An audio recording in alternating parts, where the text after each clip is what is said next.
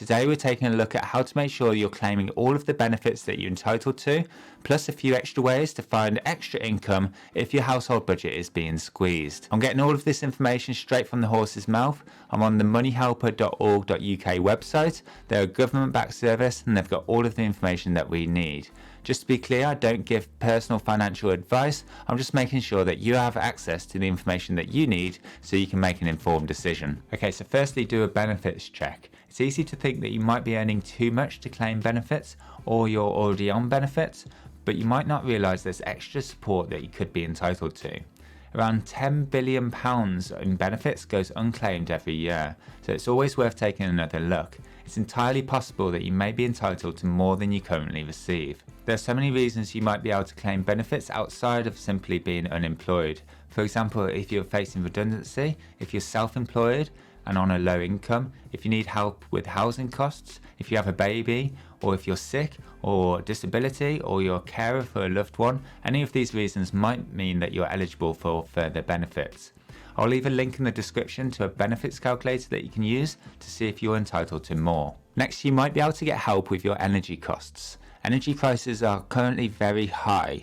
Many people are looking to find a cheaper deal. However, it's likely that your current supplier's standard default tariff rate, which is set by the Energy Price Cap Regulator Ofgem, will be the cheapest rate that's available. This means the average household in England, Wales and Scotland will pay around £1,971 a year on their gas and electricity provider's default tariff. Bear in mind you could pay more or less than this if your energy use is greater or lower. If you're currently on a fixed rate tariff, you'll be moved to your provider's standard variable rate tariff when the fixed term ends. At this moment, there's no new fixed rate energy tariffs cheaper than the energy price cap, so your energy switching to save costs really isn't an option. If you're struggling with debt or struggling to meet your payments, you might qualify for some sort of relief from the energy provider themselves.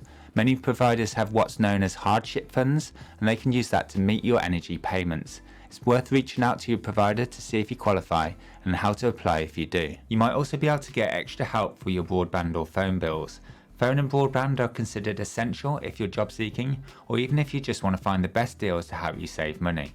As online offers are often cheaper, you can use comparison websites to check the tariffs and prices. To help you stay digitally connected, some providers will offer low-cost plans if you're getting certain income-related benefits like universal credit, job seekers, pension credit, or employment and support allowance. I'll leave a link in the description to a useful Money Helper guide on how you can find low-cost tariffs and how to apply to them. If you've been claiming certain income-related benefits like job seekers allowance or universal credit for 3 months or more, then you'll be entitled to a Job Centre Plus travel discount card. This will give you half-price rail tickets and discounts on certain bus services for 6 months if you're 18 to 24 years old or 9 months if you're over 25 years old. In addition, you might be able to use the Flexible Support Fund to help you with the cost of travelling to and from interviews and to and from training and any extra costs when you first start a new job. It can even cover the upfront costs that you have to pay to secure childcare in the first few months of getting a job as well. I'll leave a link to the Turn to Us website in the description where you can find more about the Flexible Support Fund. This actually leads me on to the next topic, which is charitable grants. Not many people know about this, but charities have grants that you can apply for if you're struggling for finances. The Turn to Us website has a directory where you can search to find which grants are available and which ones you might be able to apply for in your specific circumstances. There's a lot more available than people realise, and you don't have to pay the money back, so it's well worth looking into. If you're facing an emergency such as a broken washing machine, or you need urgent help with food, clothing and energy bills, then there might be local help available.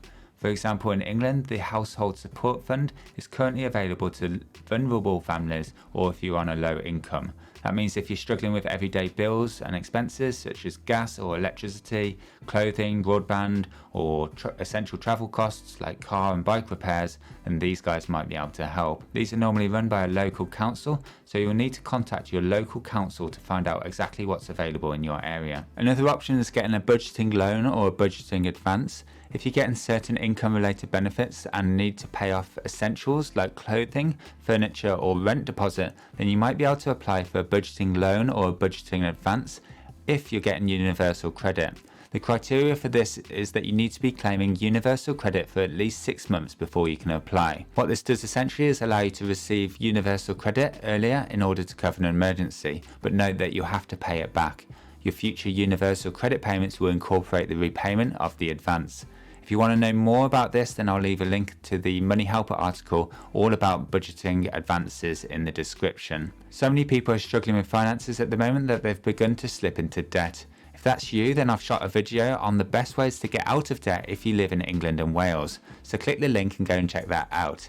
If you've enjoyed this video, please hit the like button, consider subscribing, and I'll see you in the next video.